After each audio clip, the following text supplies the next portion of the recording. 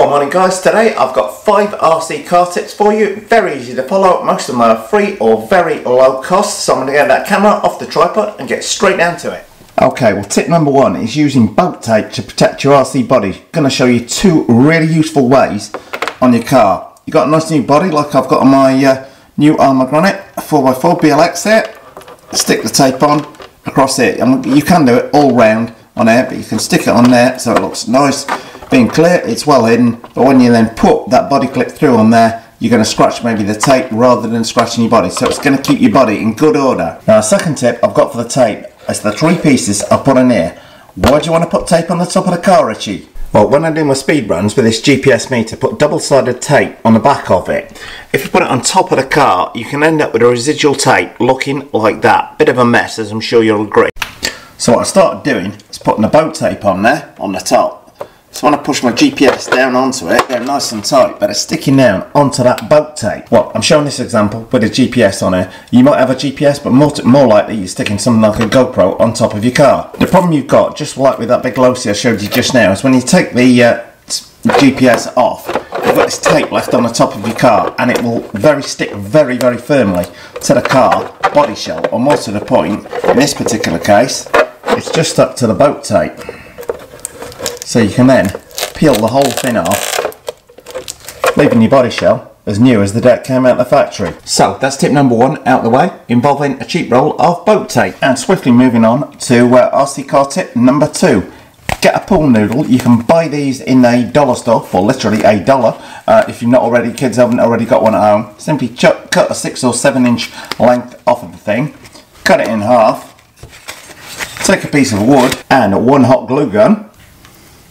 So you're simply going to run your hot glue along there, stick your pool noodle to a block of wood, leave that a set, press it down nice and firmly, leave that a set for a couple of seconds, and what are you left with? Well, you're left with one very handy tool holder, which you can use to store all your handy little things like your hex wrenches on the side. Block of wood keeps it nice and firm so it's not going to fall over. So that is my RC car tip number 2. Neat, dead easy, and if that wears out, you can simply get a knife, slice it off the block, and fit the other half that you cut off earlier. Anyway, I hope you like this stuff. If you do, then don't forget to subscribe. Anyway, tip number 3. Well, tip number 3 is to do with reassembling your shock absorbers. You want to make sure you've got all 4 of your shocks at the same length, the same spring distance on there. So how would you do it? You count the turns, just do like me, you measure it with a tape measure. You really struggle with it. Well, keep some of these little preloaded spacers you've got from cheaper shock absorbers that aren't threaded. Slide them on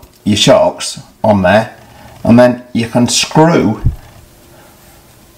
the threaded spring up to that level, and if you do that the same on each shock, if that makes sense on there, then when it's up to those preloaded spacers, you can remove them, and each of your shocks is going to be at exactly the same length as each other. Oh, that makes sense there. And you can obviously vary them by the width of the preloaded shocks. They come free with nearly all.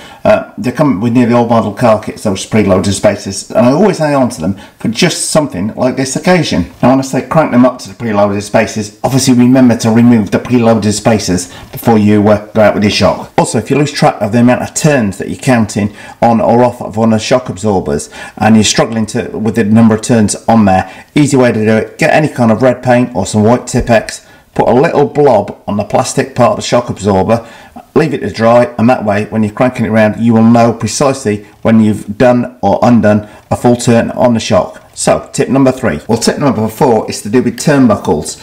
The more expensive cars have adjustable suspension geometry, and they have these what they call turnbuckles on the back there, and there's a left hand thread on one side and a right hand thread on the other, which means you need to adjust the length of this rod. Can be quite tricky, but it can actually be quite vital in terms of altering your suspension geometry. So here's an easy way to do it. First of all, completely remove your turnbuckle from the car. Now I would say put a little bit of colour on one end on one of these tabs, maybe like red or white for the outside edge of the car. Now it's got an upside down on these things, it can go in either way, but it just helps you keep track of which way it's been sitting in the car.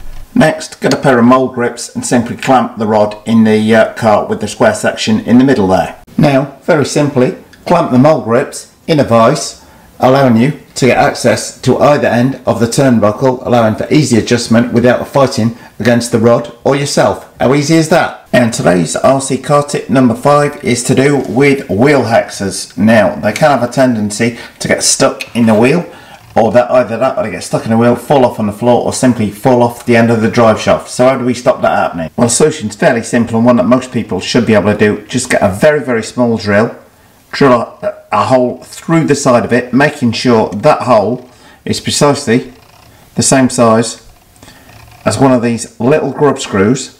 So then you're going to fit the grub screw through the hole onto the shaft, and that is then going to hold your hex screw in place, stopping it from coming away with the wheel. Simple as that. So that's RC car tip number 5 for today. So guys, that's my top 5 RC car tips for today. I hope you found those useful. If you did and you want to see more RC videos, then don't forget to subscribe. We hope you liked this video. If you did, please click on the circle image to subscribe. And if you hit subscribe, then don't forget to hit that little notifications bell next to it.